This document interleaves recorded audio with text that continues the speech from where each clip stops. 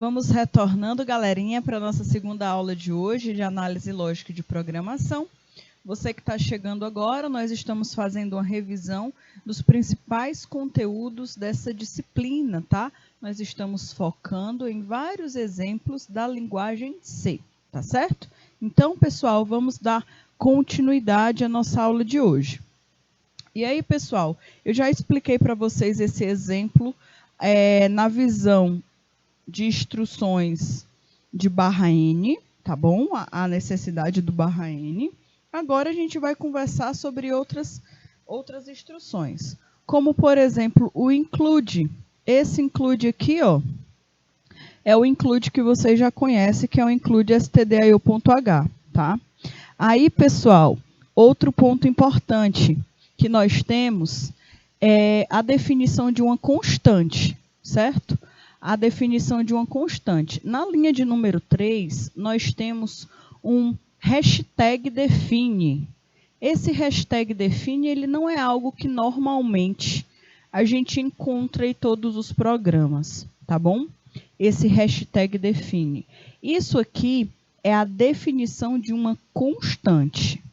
Nós temos as variáveis, que é um espaço de memória guardado, reservado para guardar informações, e essas informações elas são voláteis.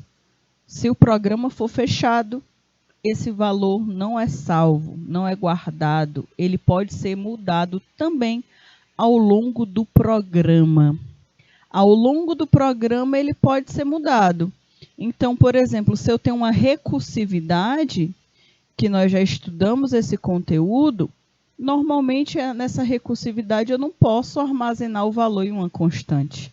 Eu preciso armazenar em uma variável, que ela me permite que esses valores sejam mudados, sejam alterados. Já quando eu faço assim, ó, define π como 3.1415, eu estou falando que π vai guardar esse valor. E não importa quantas vezes esse programa seja rodado, quanto tempo ele fique ligado, rodando, π sempre vai ter esse mesmo número, 3.1415. Então, a constante ela não muda, tá, galerinha? Esse aqui é um ponto de atenção que eu quero trazer para vocês nesse exemplo. Aqui, galerinha, eu tenho também a declaração de double, que é raio e perímetro. E eu tenho também aqui a declaração do printf, que a gente já conversou, do scanf. E eu tenho um ponto de atenção, né, para vocês aqui. Eu quero que vocês observem esse risquinho. Tem um risquinho aqui, ó. Tá? Esse risquinho aqui, pessoal, que tem na tela, ele não é por acaso, não. Tudo aqui tem um porquê. Isso aqui se chama tabulação. É uma forma da gente organizar melhor o nosso código. Então, quando eu olho o meu código e ele está organizado, eu olho assim, ó, esse printf está aqui na frente. É como se esse scanf estivesse dentro dele, percebam? Como se estivesse dentro dele. E essa outra instrução aqui é como se estivesse dentro do scanf. Olha aí. E, pessoal, isso daqui é muito legal porque a gente consegue organizar o nosso código. Eu sei que esse scanf aqui, ele é referente a esse printf. E isso me ajuda demais. Isso me ajuda demais, tá? A olhar o código e ver que ele está organizado. Isso aqui a gente chama de tabulação, tá bom? Tabulação. Aí, galerinha, eu defini uma constante, na verdade, né? Deixa eu apagar aqui para vocês. Eu defini uma constante lá em cima. Essa constante, ela é a constante π. O valor de π não muda. Mas o objetivo desse meu programa é encontrar o perímetro. E aí o perímetro de uma circunferência, ele é calculado por 2 vezes, eu tenho que multiplicar 2 vezes o π, e multiplicar esse valor de π pelo raio da circunferência, para eu poder ter o perímetro, no caso. E aí, pessoal, olha aqui. Eu tenho, né, o perímetro, e eu pego 2 vezes π vezes o raio, certo? E quem é o raio? O raio é a informação que está sendo dada pelo usuário. Para ele conseguir responder esse exercício, tá? O usuário, para ele conseguir descobrir o perímetro, ele pelo menos tem que fornecer o raio, galerinha. Tá? Porque o π já é constante. O perímetro é o que eu quero. O outro parâmetro que precisa é o raio, então ele tem que fornecer o raio. É por isso que aqui na linha 6, o que é pedido para o usuário é qual a medida do raio. Tá bom? Aí, galerinha, se vocês observarem, outra dica, né? Lembrando vocês. Ontem nós falamos sobre esse igual aqui, ó. Um único símbolo de igual significa recebe, tá? Recebe. Ou seja, a variável perímetro está recebendo o valor do cálculo aritmético. 2 vezes π vezes raio. Recebe, tá? Quando eu tenho dois símbolos de igual, aí eu estou querendo referir a igualdade, a comparação mesmo. Estou comparando duas coisas para saber se as duas são iguais. Tá? Então, galerinha, lembrando, toda vez que eu preciso adicionar algo em uma variável, em um vetor, em uma matriz, em qualquer outra instrução, eu preciso utilizar o sinal de igual, tá bom? Esses aqui são alguns pontos que eu queria chamar a atenção de vocês. E aí, pessoal, nós temos, né, a estrutura de função do printf. A função printf, ela permite que os campos de exibição eles sejam formatados. E nós vimos esse exemplo ontem também. De acordo com a necessidade, eles podem ser formatados. As formatações mais usadas são preenchimento com o 0 à esquerda, tá? Para inteiros, e a especificação do número de casas decimais para reais. Isso aqui também nós já visualizamos. De acordo com a forma que eu quero que o meu valor seja mostrado na tela, eu posso, né, manipular isso. Eu posso manipular essas informações, tá? E vamos olhar aqui. Olha aí esse exemplo. Pessoal, esse exemplo também eu queria pedir para vocês copiarem, tá? Copiem para mim esse exemplo, para vocês terem a dimensão de como é que a gente pode fazer a modificação através do printf, certo? Aqui pode ser que vocês vejam e não estejam entendendo nada. Ah, professora, tem um percent 5D, um percent 06D, o que isso está querendo falar, tá? Mas nós vamos analisar daqui a pouco, já já. Eu quero que vocês guardem essas informações no caderno de vocês. Eu quero que vocês foquem pelo menos da linha 5 a 11. Se não der tempo de copiar tudo, pelo menos da linha 5 à linha 11, tá? Eu vou dar 3 minutinhos para vocês copiarem. Se vocês não tiverem terminado, vocês conversam comigo que eu dou mais um tempinho, tá bom? Quero que vocês copiem. E aí, além de copiar, eu quero pedir para vocês tentarem imaginar, tentarem aí descobrir quais são os resultados desses 4 printfs. O que vai sair na tela? Esses 4 printfs, tá? O que vai aparecer na tela esses 4 printfs? Será que vai aparecer a informação lá da variável A? Será que vai aparecer a informação lá da variável B? Será que vai ser do mesmo jeito, da mesma forma? Eu quero que vocês analisem, porque isso aqui nós já vimos, tá? Esse conteúdo nós já falamos da manipulação de informações na string. Na string não, no printf, desculpa. A manipulação de dados no printf, tá bom? Então, 3 minutinhos aí para vocês copiarem e tentarem me falarem quais são os resultados desses 4 printfs. O que sai na tela, tá bom? 3 minutinhos aí para vocês, pessoal.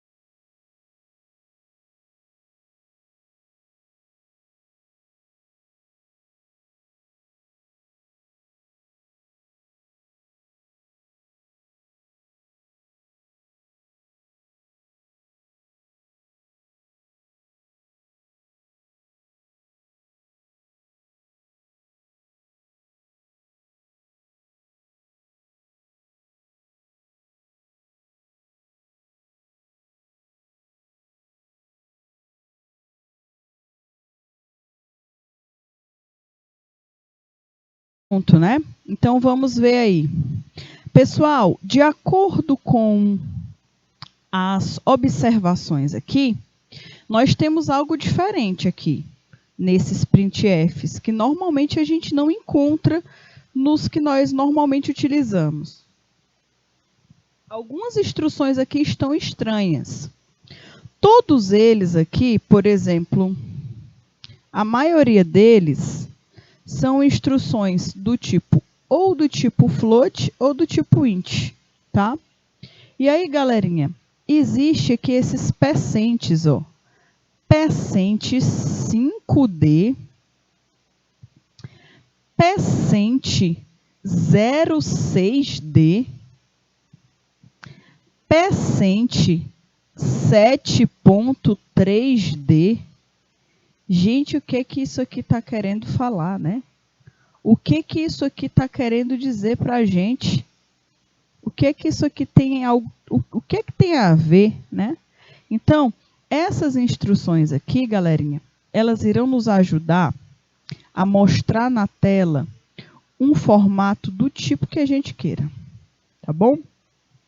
Vamos aqui observar o que que vai acontecer. Olha aí. Galerinha, primeiro ponto. Essa daqui, a linha 8, ela está se referindo ao número 678. É isso aí que está mostrando, tá? E olha aqui o que está acontecendo. Está aparecendo esse percente 5. Esse percente 5 está querendo falar que na tela vão aparecer 5 dígitos. 5 dígitos, tá? 5 dígitos. Esses 5 dígitos, se o número for de 5 dígitos, vai aparecer os 5 símbolos, os 5 números. Porém, se o número não tiver 5 dígitos, vai aparecer os dígitos que o número é formado e vai ter 2 espaços, que foi o caso aqui do 678. Ele falou assim, olha, tá liberado para você mostrar na tela 5 dígitos, viu? Lá na linha 8, tá liberado para você mostrar na tela 5 dígitos. Só que o que foi que aconteceu aqui? O número é 678. 678 só tem 3 dígitos, 3. Então, olha aqui o que foi que aconteceu. Ele deixou reservado mais 2 espaços. Se vocês perceberem, tem espaço aí entre as barrinhas. Então, é isso que está acontecendo. Ele mostrou a barra, mostrou o 678, porém ficou aqui como se fosse um espaço para 2 dígitos, tá bom? É isso que está acontecendo aqui, no primeiro. Na linha 9, vamos ver o que se dará. Aqui, a linha 9 tem uma diferença da linha 8. Se vocês observarem, ele quer que seja mostrado na tela o mesmo número, 678. Porém, aqui ele quer que seja mostrado 6 dígitos, 6 números. E olha aqui o que está sendo mostrado. Tem um tal de percente 06D. Esse 6 é a quantidade de dígitos que será mostrado na tela. E o 0 que está aqui está falando o seguinte, olha, se não tiver 6 dígitos no número, você pode completar com o 0. É isso que está acontecendo. Se o número não tiver 6 dígitos, você pode completar os outros números até completar 6 com o número 0. E foi o que aconteceu aqui. Ele colocou, né, o tracinho, colocou 678 e os 3 dígitos que estavam faltando, ele completou de 0, 0, 0 e 0. Então, por isso que saiu esse resultado aqui, ó. Tá bom? E aí, vamos agora para a linha de número 10. A linha de número 10 é outro número, tá bom? Outro número. E esse número, ele já é um número que tem casas decimais. É um número que é um float, por exemplo, tá bom? Mas eu quero que vocês observem algo interessante. Vou até aqui apagar. Vou até aqui apagar para a gente verificar melhor. Aqui, pessoal, ele está pegando o D de dado, tá? E aí ele está fazendo o seguinte. Ele está fazendo algumas modificações bem diferentonas. Ele está determinando algumas casas decimais. Deixa eu dar uma olhadinha aqui. Pronto. Ó, percente 7.3D e percente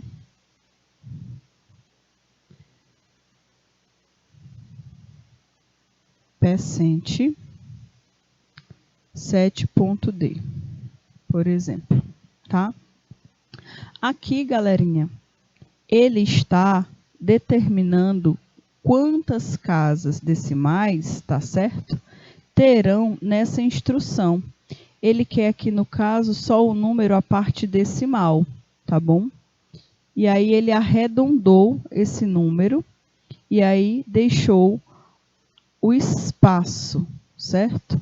o espaço bem definido nessas instruções aqui, desses dois espaços de casas decimais. Esse printf, normalmente ele não está mostrando exatamente o resultado desses dois prints, certo? O que está correto mesmo é só essa primeira e esse segundo. O terceiro e o quarto ele não está bem definido. Outra instrução que nós podemos observar, que precisa ser relembrado, pessoal, por todos nós, é que toda variável ela tem a opção de ser inicializada, tá bom? Ela tem a opção de ser inicializada. E aqui, pessoal, eu quero que vocês tentem analisar essa instrução.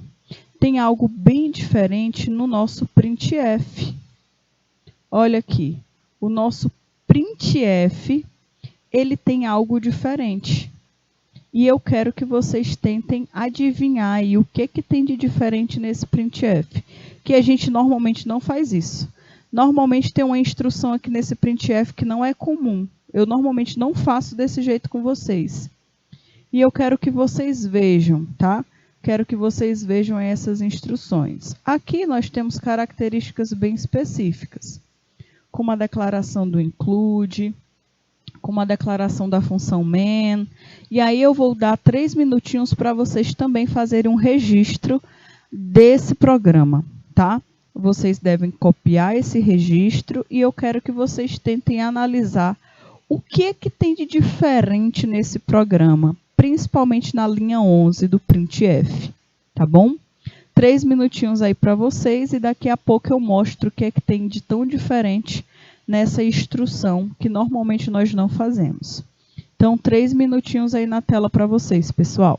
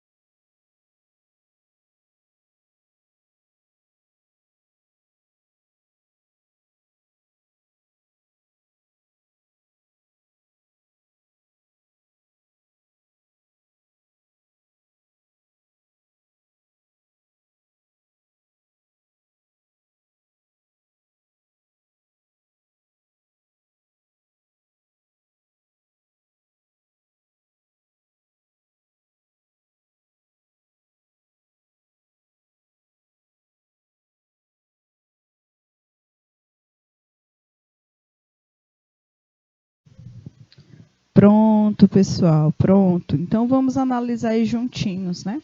A realidade desse programa, tá certo? Aqui, pessoal, nesse exemplo, nós temos algo que não é tão comum. Não é algo tão comum nós encontrarmos nos printfs. A utilização de operações matemáticas diretamente no printf. Vou mostrar para vocês. Olha aqui o que está acontecendo. Aqui dentro do próprio printf está sendo feito o cálculo matemático, tá? Número de andares vezes a altura, tá bom? Normalmente nós não fazemos assim. Isso aqui, pessoal, é feito para economizar, na verdade, quase uma preguiça, né? Para não colocar informação dentro de uma outra variável, tá certo? Aqui, se eu faço esse cálculo direto no próprio printf, eu não preciso de outra variável para armazenar esse valor. Em alguns momentos, em alguns exemplos, isso possa ser mais favorável, tá? Mas isso não significa que deve ser utilizado sempre. Isso vai depender muito do seu programa. Se nós fôssemos fazer de uma forma tradicional, nós iríamos colocar, por exemplo, uma outra variável aqui como a altura do prédio, por exemplo. E aí eu poderia até iniciar, deixa eu apagar aqui. Teria que declarar aqui no início, né? Int, teria que colocar aqui a altura do prédio, por exemplo. Teria que declarar mais uma variável. Poderia colocar que a altura do prédio começa com 0. E aqui nesse cálculo, eu teria que colocar assim, ó, a altura do prédio recebe número de andares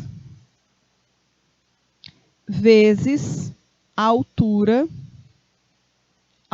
do andar. Eu teria que ter mais o quê? Eu teria que ter mais 3 linhas de código. Tá bom? Então, isso aqui, caso você perceba que vai te economizar mais tempo, que vai te economizar mais linhas de código, você pode sim fazer esse cálculo matemático diretamente no printf. Caso você não queira, você sabe, você vai ter que declarar uma variável, pode ser que você precise inicializar a variável, e você vai precisar fazer uma linha de código que essa variável receba a operação matemática. Nesse caso aqui, tudo isso que eu escrevi aqui para vocês, que eu estou apagando, está resumido simplesmente nessa instrução bem aqui que está circuladinha para vocês. Então, isso aqui é uma forma também de redução. Só que aí, se eu quiser depois manipular esse valor, eu não vou conseguir, tá bom? O problema é esse. Ele foi calculado, ele está aí. Mas eu não vou poder manipular esse valor. Porque ele não está guardado em nenhum lugar. Ele nem foi guardado em nenhum lugar, não foi. Ele foi feita a operação matemática e já está sendo mostrado na tela. Então, tem os pós e os contras, tá? Os pós e os contras desse tipo de utilização do printf, tá bom?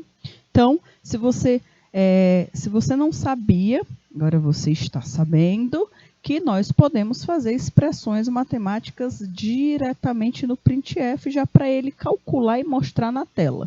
Mas, saiba que você não vai conseguir manipular esses valores depois, porque eles não estão salvos em nenhuma variável, tá certo? Isso daí é uma via de mão dupla. Aqui, turma, nós temos mais um exemplo, tá? Esse exemplo também eu vou pedir para vocês copiarem, eu vou pedir para vocês registrarem. E aí, pessoal, eu quero que também vocês analisem que, diferentemente do outro, né, nós poderíamos fazer também essa operação direta. essa operação direta. Então, vou dar o desafio para vocês, tá? Copiem esse exemplo e ao invés de vocês colocarem essa expressão toda aqui, ó, escrevendo mais uma variável, escrevendo mais uma linha de código, ao invés disso tudo, eu quero que vocês façam igual ao exemplo anterior. Tentem criar esse cálculo matemático diretamente no printf. Ao invés de média, aqui você vai colocar a expressão matemática, tá bom? Eu vou dar alguns minutinhos para vocês copiarem esse exemplo. E eu vou explicar mais uma vez o exemplo e depois eu vou dar um tempinho para vocês fazerem essa mudança, tá? A mudança desse estilo para o outro, fazer o cálculo diretamente na função printf. É importante que vocês treinem para vocês não terem dúvida no momento que vocês forem utilizar esse recurso, certo? Então, façam esse exemplo, porém, ao invés de ter o nome média, eu quero que a expressão matemática da média seja colocada diretamente no printf, tá bom? Aqui a gente não está falando sobre as outras partes principais, básicas, porque a gente já conversou sobre isso. Então, eu quero trazer esses mesmos exemplos para vocês com estratégias diferentes, com desafios diferentes. Esse desafio aqui nós já vimos, mas naquela época o objetivo era entender como o printf funcionava, como era a declaração de uma variável, como era a declaração de uma biblioteca. Agora o foco não é esse, porque isso aqui vocês já entenderam. O foco agora é fazer outros experimentos, tá?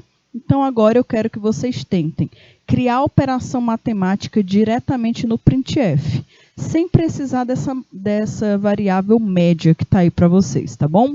Então, 3 minutinhos aí na tela para vocês, galerinha.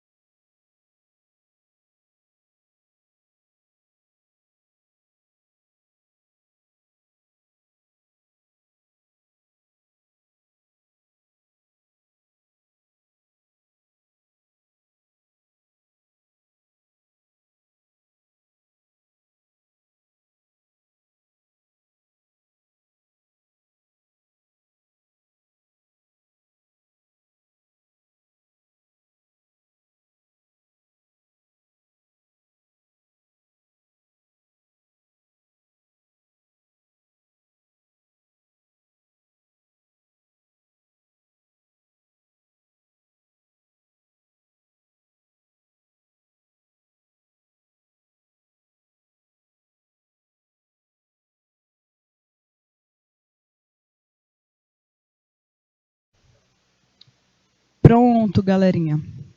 Então, vamos aqui analisar, certo? Para nós realizarmos essa mudança, onde nós não teríamos essas linhas de código 6 e 11, nós poderíamos fazer uma única mudança, tá? Eu vou colocar essa mudança lá em cima, porque fica mais fácil, eu tenho mais espaço para escrever. Então, eu iria cancelar essa declaração de variável média, eu iria cancelar essa operação toda aqui da média, e nesse printf aqui, no lugar da média, eu ia colocar essa instrução aqui, que eu vou digitar lá em cima, tá bom? Vou digitar aqui em cima porque fica mais fácil para mim. Eu ia simplesmente fazer o seguinte, colocar nota da P1, né? Mais nota da P2, certo? Aqui é um parênteses, tá? Dividido, deixa eu ajeitar isso aqui. Tá muito desajeitado. Deixa eu ajeitar aqui para vocês, melhor. Então, eu ia colocar o seguinte, eu ia abrir parêntese, eu ia colocar nota da P1 mais nota da P2, que é a soma das duas notas, né? Eu ia fechar parêntese, tá? Eu ia abrir outro parêntese, dividido por 2.0. Era isso que eu iria fazer, tá certo? Iria colocar essa instrução toda. Aí, pessoal, eu ia colocar essa instrução toda no lugar da média. Nesse lugarzinho aqui. Exatamente nesse ponto. Ia tirar o nome média e colocar esse cálculo lá de cima. Se eu fizesse isso, eu ia retirar a necessidade de declarar mais uma variável e de fazer mais uma linha de código, tá bom? Essa é uma possibilidade. Quem é que define isso? O próprio programador, tá? O programador é que decide o que é o melhor para o programa. Então, se ele acha mais fácil criar variável, ele cria variável. Se ele não acha, se ele quer fazer o cálculo diretamente no printf, ele também pode fazer isso do mesmo jeito. Aí, turma, aqui nós temos mais um exemplo, que é o mesmo exemplo anterior, porém aqui, além dele mostrar a média, além dele estar mostrando o valor da média, ele está determinando como essa média será mostrada, tá? Ele está falando o seguinte, olha, eu quero que a média seja mostrada o seguinte, no formato percent 6.3f. Ou seja, de casas decimais, ela terá 3, tá? De número inteiro, ela terá 6, certo? Ok? E aí, pessoal, essa média, ela será escrito que, ó, 3 casas decimais e aqui terão 6 espaços, tá? Aqui não está totalmente sendo mostrado, mas aqui tem praticamente como se fosse 6 espaços, contando com 7. 7 mais 5 espaços, tá bom? Ok? Outro ponto importante, galerinha, que a gente precisa analisar para a gente relembrar, são as estruturas de controle de fluxo. As estruturas de controle de fluxo, elas são fundamentais para qualquer linguagem de programação. Não importa qual linguagem você vai programar. Python, linguagem C, C++, JavaScript e diversas outras. Pascal, Ruby on Rails. Mas não importa. Todas elas você verá estruturas de controle de fluxo. Na verdade, eu gosto de identificar as estruturas de controle de fluxo como uma das principais formas de deixar um código inteligente. Eu acredito que essas estruturas de controle de fluxo, elas são extremamente necessárias para que o código seja um código autônomo, que ele consiga interagir melhor com o usuário de acordo com a necessidade dele. Então, é como o nome já diz, é controle de fluxo, tá? Por onde é que o fluxo do programa vai seguir? Vai depender da escolha do usuário. E eu acho isso muito interessante porque o programador, ele precisa pensar em diversas possibilidades de execução de um código para deixar todas elas bem definidas para o usuário.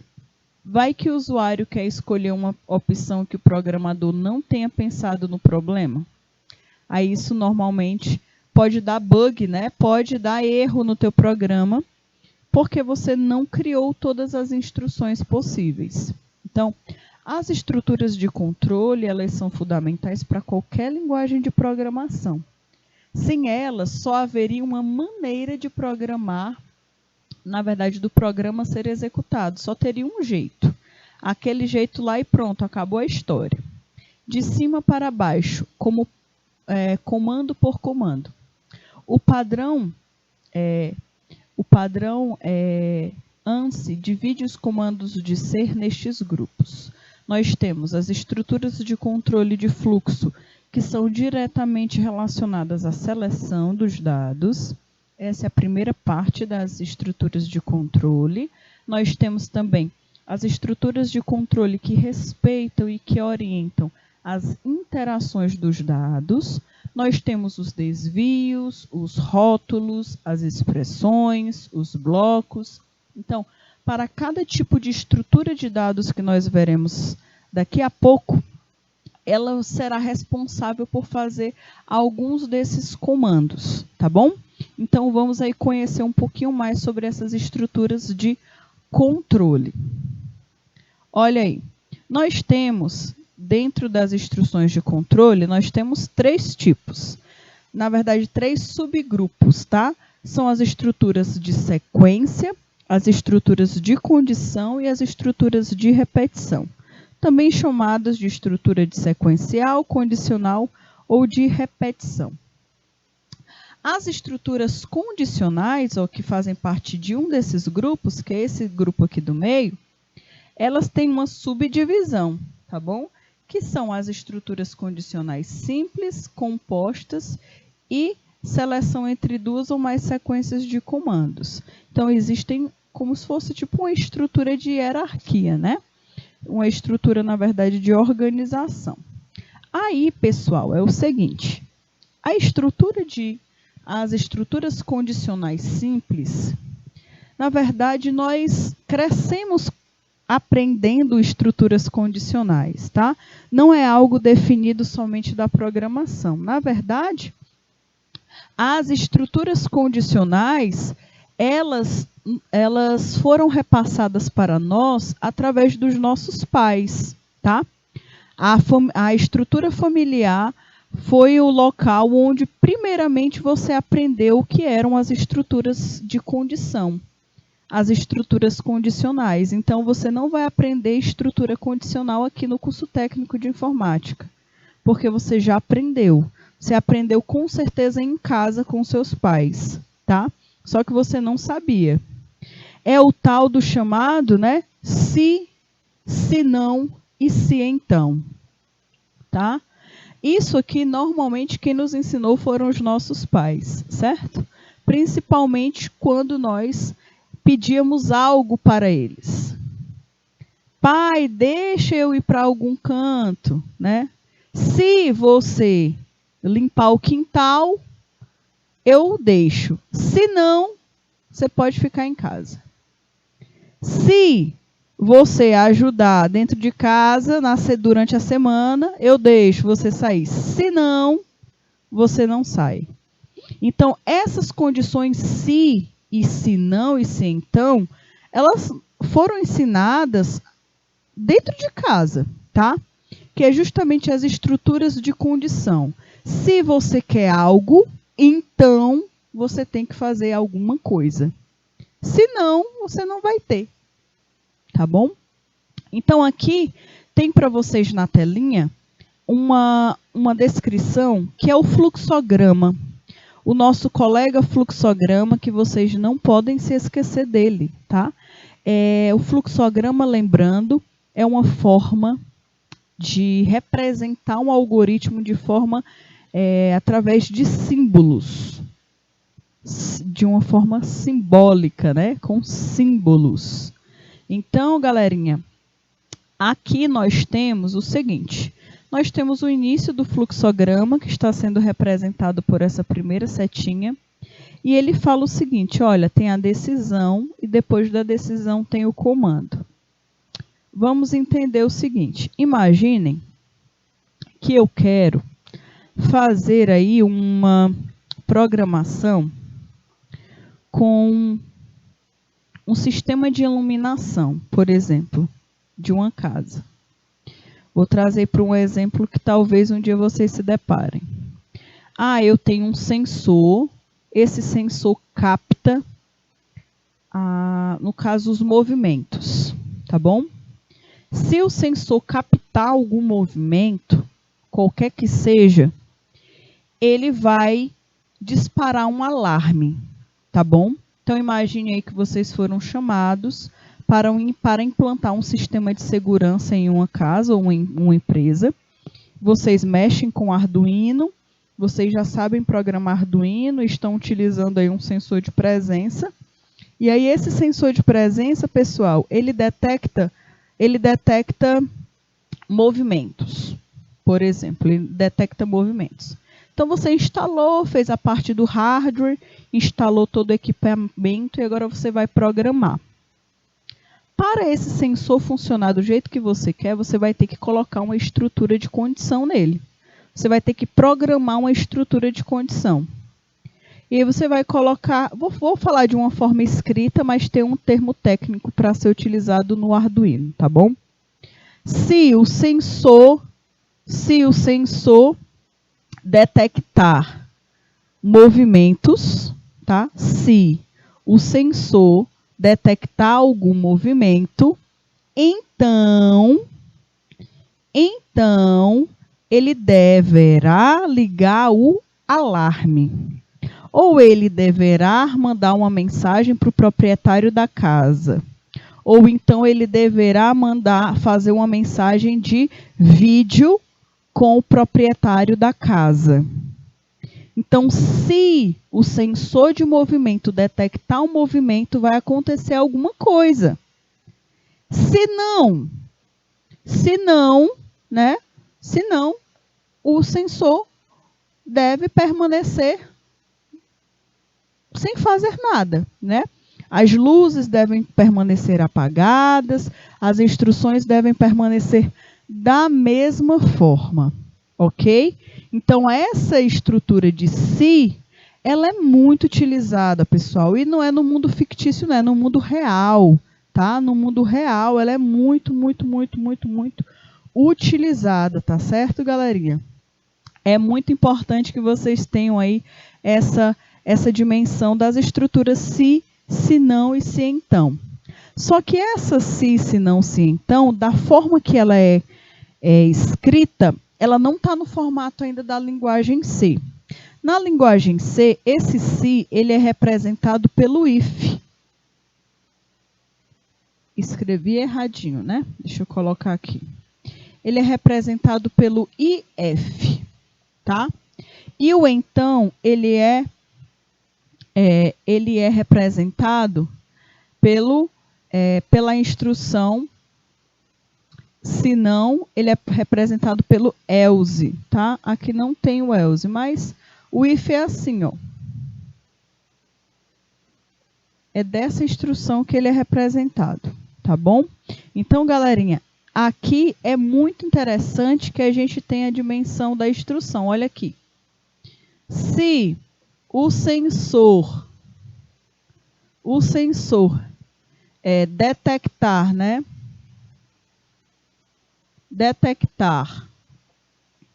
Se o sensor detectar movimento, por exemplo, Então, o que é que vai acontecer? Eu vou colocar as instruções aqui embaixo. Ó. Então, ligar a luz, né? Ligar para o dono da casa. E assim sucessivamente. Tudo isso só com essa condição. Então, pessoal, essas instruções de controle, estrutura condicional de controle, ela permite que o programa ele seja mais inteligente. Eu considero assim, tá? Que ele torna o programa mais inteligente. Isso aqui é fantástico, tá bom? A condição deve ser, na verdade, aqui é mais uma instrução, né? É o mesmo se. A condição sempre é a pergunta, tá? O sensor está detectando movimento? Se estiver detectando, ele faz alguma coisa. Se não, por exemplo, quando nós vamos... Imagine aí um sensor de temperatura. Se a temperatura estiver muito alta, tá? O sensor vai fazer algum registro na tela. Então, é tudo aqui na condição se, tá bom? Por exemplo, esse se aqui torna as coisas mais inteligentes. E aqui embaixo eu sempre coloco a instrução que eu quero que ele realize. Como ligar algo, movimentar o motor, ligar ou desligar as luzes. Então imagine, se o sensor de ruído detectar o som de palmas, né? Palmas, se você bater palma, a lâmpada liga. Se você fizer outro comando, as lâmpadas desligam, por exemplo. A gente precisa também utilizar uma condição if, tá? Uma condição se. Se for verdadeira, a instrução vai fazer alguma coisa, se for falsa, ela vai fazer outra coisa. Tá bom? E aí, galerinha, isso daqui é uma estrutura condicional simples, porque só tem um se, tá bom?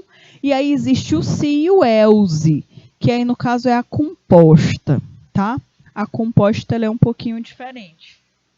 A composta, tá? Deixa eu dar uma olhada.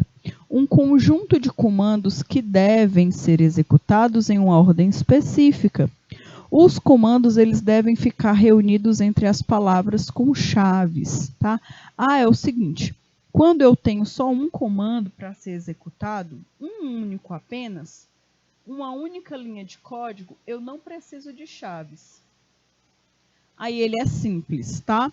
Mas quando eu tenho mais de um comando, eu tenho um comando, eu tenho 2 comandos, eu tenho 3 comandos, eu preciso da abertura e do fechamento das chaves.